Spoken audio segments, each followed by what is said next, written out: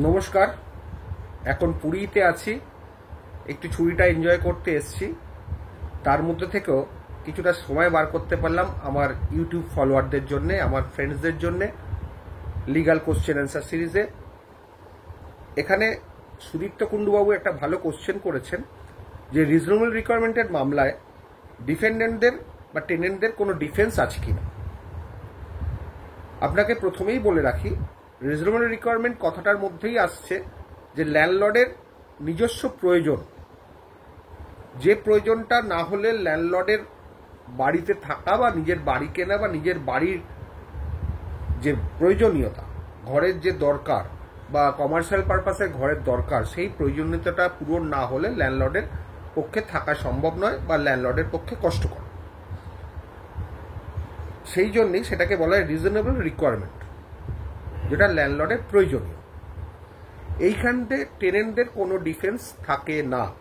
Tenant এটাও বলতে পারে না যে ল্যান্ডলর্ডের আরও ঘর আছে, তা ল্যান্ডলর্ড আমার ঘরটা কেন চাইছেন, বা অন্যান্য টেনেন্ট আছে তাদের এগেনস্টে ল্যান্ডলর্ড কেন মামলা করেননি, শুধু আমার এগেনস্টে করেছেন।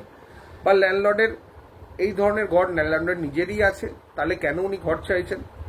বা টেনেন্ট এটাও বলতে পারে না যে আমার একটা মাত্র ঘর, আমার কোথাও থাকার জায়গা নেই, ল্যান্ডলর্ডকে ঘরটা দিয়ে দিলে আমার কি হবে, আমার তো কোনো ঘর বাড়ি নেই, আমার কিছু নেই, এই সম্বলটা চলে গেলে আমি রাস্তায় চলে যাবো, মাথায় ছাদ থাকবে না। এইগুলো টেনেন্ট বলতে পারে, কিন্তু সেই বলার কোনো ভিত্তি নেই, কোনো ডিফেন্স নেই।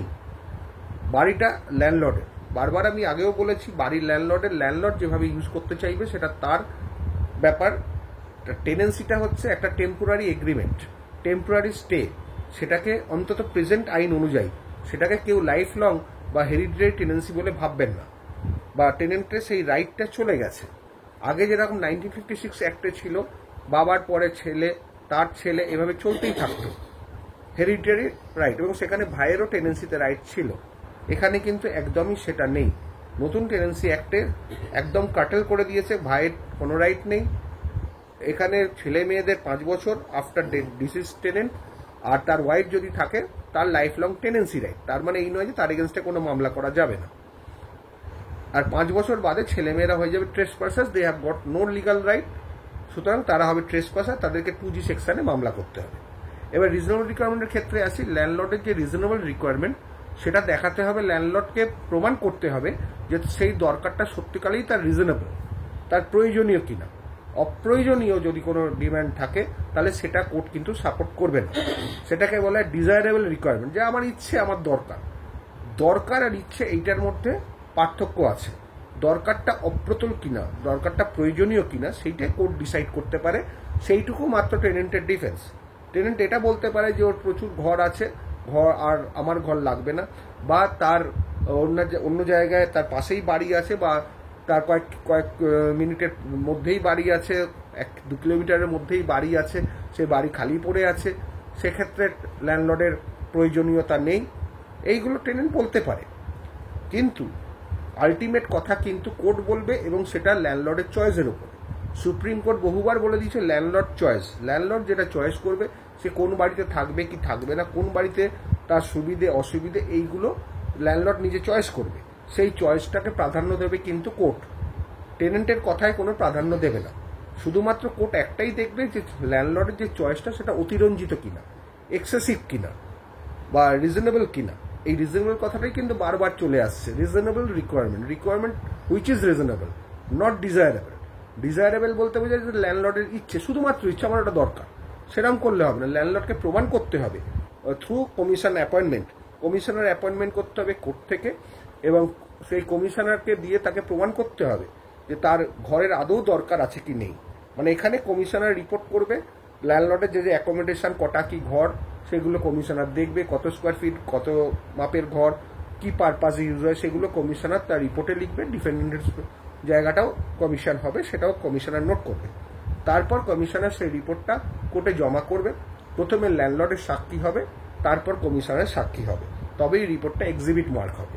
এবং সেই রিপোর্ট যখন সাক্ষীতে আসবে, এক্সিবিট মার্ক হবে, তার আগে টেনেন্টকেও সুযোগ দেওয়া হবে সেটাকে ক্রস করা, কমিশনারকে ক্রস করতে পারবে। এইভাবেই মামলাটা চলে, এইভাবেই সাক্ষী হিসেবে দেখাতে হয়। এবং সেই দেখানোর পেছনে ল্যান্ডলর্ডকে প্রত্যেকবারই বলছি যে প্রমাণ করতে হবে যে তার রিকোয়ারমেন্টটা রিজনেবল কিনা। যদি কোর্ট মনে করে হ্যাঁ তার রিকোয়ারমেন্টটা রিজনেবল, তাহলে অবশ্যই ওই একটা গ্রাউন্ডেই কোর্ট ডিক্রি দিয়ে দেবে। হ্যাঁ, তার আগে কোর্ট অবশ্যই দেখে যাবে যে সার্ভিস অফ নোটিশটা ঠিক হয়েছে কিনা। নোটিশ সার্ভিসটা কিন্তু ল্যান্ডলর্ডকে প্রয়োজনীয়তাভাবে প্রুভ করতেই হবে। যদি নোটিশ ঠিকমতো সার্ভ না হয় তাহলে কিন্তু রিজনেবল রিকোয়ারমেন্ট থাকলেও কোর্ট ডিক্রি দেবে না, কারণ নোটিশটা ব্যাড। নোটিশ যদি একবার ব্যাড হয়ে যায় কোনো অবস্থাতেই ল্যান্ডলর্ড কোনো গ্রাউন্ডে ডিক্রি পাবে না, এটা কিন্তু মাথায় রাখবেন। এইটা যদি মাথায় না রাখেন বা নোটিশটা যদি কোনো রকমের ব্যাড প্রমাণিত হয়ে যায় তাহলে কিন্তু সুটটা নট মেনটেনেবল হয়ে যাবে। নট মেনটেনেবল হলে আপনি যত ভালোই গ্রাউন্ড থাকুক কেন আপনি কিন্তু ওই গ্রাউন্ডে কোনো রকম উচ্ছেদ পাবেন না। ওই জন্য আমি প্রত্যেক ভিডিওতে বলে রাখি, এই সংক্রান্ত ভিডিওতে, যে নোটিশটা যেন ঠিকঠাক সার্ভিস হয়, নোটিশটা যেন 1 ক্লিয়ার মান্থ হয়, নোটিশটা যেন টেনেন্ট পেয়ে থাকে বা প্রপারলি সার্ভড হয়, যেগুলো আমি আগের ভিডিওতে বলেছিলাম কিভাবে প্রপারলি সার্ভ করতে হয়। এইগুলো কিন্তু মাথায় রাখবেন, তাহলেই কিন্তু আপনি মামলা জিততে পারবেন রিজনেবল রিকোয়ারমেন্টের ক্ষেত্রে। এবং আপনাদের বলে রাখি, রিজনেবল রিকোয়ারমেন্টের মামলায় হাইকোর্ট থেকে সুপ্রিম কোর্ট 99% জাজমেন্ট কিন্তু ল্যান্ডলর্ডদের ফেভারে। সুতরাং আপনাকে শুধু ধৈর্য ধরে রাখতে হবে এবং নোটিশটা ঠিকমতো সার্ভিস করাতে হবে এবং আস্তে আস্তে মামলায় লেগে থাকতে হবে, তাহলে আপনার জয় অবশ্যম্ভাবী। ভালো থাকবে।